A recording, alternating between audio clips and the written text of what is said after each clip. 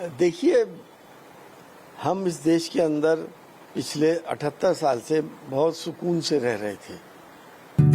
48 वर्षों की शैक्षणिक उत्कृष्टता के साथ 23 से भी ज्यादा प्रमुख बीटेक प्रोग्राम्स और 600 से अधिक अंतर्राष्ट्रीय छात्रों के साथ विज्ञान डीम्ड टू बी यूनिवर्सिटी देश की बेहतरीन यूनिवर्सिटी में से एक है। 10 साल पहले तक यहाँ के अल्पसंख्यक समुदाय बहुत सेफ भी थे और उनकी फिक्र बहुसंख्यक करते थे और आज भी करते हैं। सिर्फ 10% लोगों के अंदर हीन भावनाएं आ गई हैं और वो पूरा माहौल बिगाड़ते हैं। आज भी कोई मसला होता है तो हिंदू भाई मुसलमान के साथ खड़े होते हैं और मुसलमान भाई हिंदुओं के साथ खड़े होते हैं।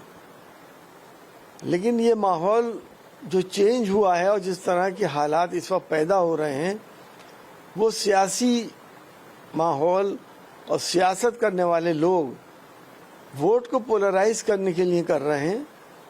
आज भी हिंदू मुसलमानों के बीच में बहुत मोहब्बत है, प्यार है और हम सब एक देश के रहने वाले हैं।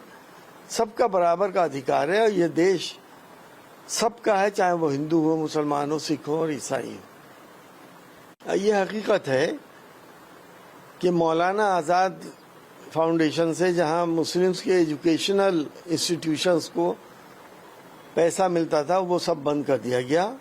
प्री मैट्रिक, पोस्ट मैट्रिक और मेरिट का मींस जो कि मुस्लिम्स के अल्पसंख्यकों के लिए था वो भी आपने बंद कर दिया। आप नहीं चाहते कि हिंदुस्तान का मुसलमान रिसर्च करे, पढ़े और आगे बढ़े। नारा तो आप देते हैं सबका साथ, सबका विकास और सबका विश्वास, लेकिन सबके साथ में आप बहुत दूर है सबका साथ लेने के लिए। अगर आप इंसाफ नहीं करेंगे तो सबका साथ कैसे हो जाएगा।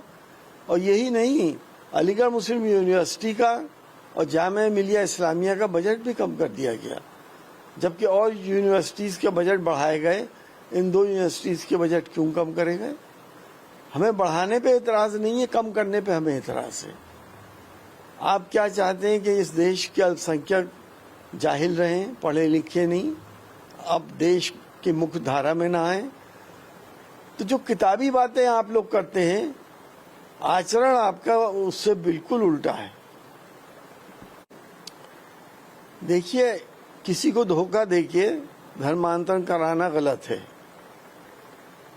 और अब तो ये कानून है कि अगर कोई एडल्ट है और वो अपना धर्म परिवर्तन करना चाहता है तो एप्लीकेशन दे, प्रशासन को एप्लीकेशन दे और धर्म परिवर्तन अपना कर ले।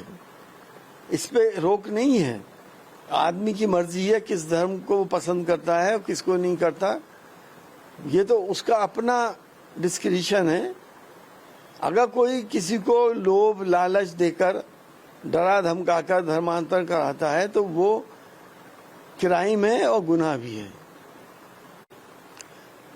देखिए, ये फिल्म मैंने देखी नहीं है, ना मुझे इसके बारे में पता है, लेकिन अगर अरशद मदनी साहब ने इस बात को कहा है तो उसमें कहीं ना कहीं सच्चाई है। वो कभी झूठ नहीं बोलते।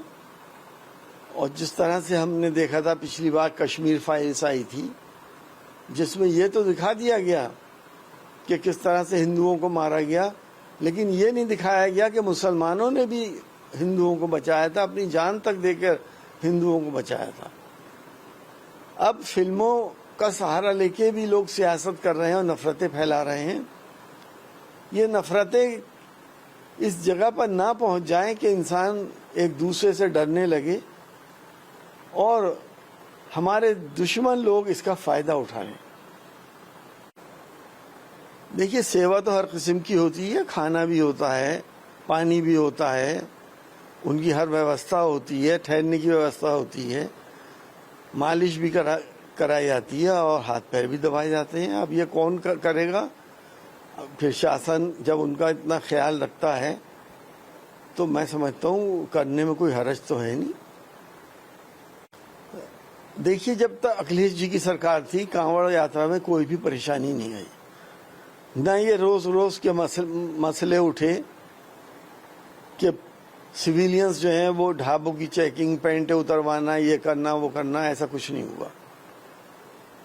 अखिलेश यादव जी का ये कहना है कि कांवड़ के लिए अलग रूट होना चाहिए, अलग पथ नया बनना चाहिए, ताकि उनकी पाकीज़गी बनी रहे, उनका उस पथ के ऊपर ठहरने का इंतजाम हो, खाने पीने का इंतजाम हो, उनके स्वास्थ्य का इंतजाम हो। अखिलेश जी ने तो यही तो कहा है, तो इसमें क्या गलत है? बाकी बिला वजह एक दूसरे से समुदाय को चढ़ाना और इस तरह की हरकतें करके दूरियां पैदा करना, ये कतई देश के हित में नहीं है। कांवड़ के रूट अलग बनने चाहिए। सरकार के लिए कोई बड़ी बात नहीं है कि वो एक्स्ट्रा रोड बना दें, और जहां ज़रूरत पड़े वहां इसको एलिवेटेड रोड भी बना दें, ताकि कांवड़ियों की पवित्रता और उनके शुभे शुभात ख़त्म हो जाएं और उनकी यात्रा सफल हो। देखिए, ये तो हर कांवड़ के टाइम पे ये वाक़यात सामने आते हैं। इसमें सिर्फ मुस्लिम ही नहीं, अगर किसी हिंदू भाई की भी गाड़ी किसी कांवड़िए से टकरा जाए या छू भी जाए तो उसकी गाड़ी की तो खैर नहीं और ना ही उसकी खैर है। इस पे भी अंकुश लगना चाहिए।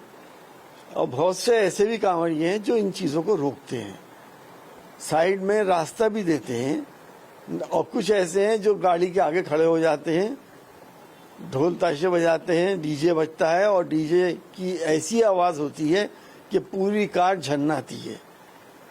जो मरीज दिल के होते हैं वो कानों में अपनी उंगलियां रख लेते हैं कि हमारा दिल घबरा रहा है। तो अगर पथ अलग हो जाएगा तो ये सारी समस्याएं दूर हो जाएंगी। देखिए, इस वक्त बिहार के वाकई बहुत बुरे हालात हैं। एक तो इलेक्शन सर पर है, हर आदमी नेता बनना चाह रहा है, चुनाव लड़ना चाह रहा है, एक दूसरे को नीचे दिखाना चाह रहे हैं, लेकिन क्राइम्स किस जगह पहुंच गए? ये मर्डर और इस तरह की मारपीट और इस तरह के दंगे बिहार के अंदर ये आम सी बात क्यों हो गई है? सरकार बिल्कुल फ्लॉप हो चुकी है, वहां पर कोई अंकुश नहीं है किसी भी चीज के ऊपर। और ये हकीकत है कि अब माननीय मुख्यमंत्री जी की काफी उम्र हो गई है, और एक उम्र पे आके दिमाग के अंदर कुछ फिजियोलॉजिकल चेंजेस होती हैं, जिसे सेनाइल डिमेंशिया भी कहते हैं। तो वो हो सकता है कि वो भी शुरू हो जाए, तो उनको इन चीज़ों का कोई असर हो नहीं रहा है। देखिए, ये न्यायालय के फैसले हैं, इस पे हम कोई टिप्पणी नहीं कर सकते। जो बच्चे उन स्कूलों में पढ़ते थे जिन्हें बंद किया जा रहा है, उनका उचित इंतजाम होना चाहिए।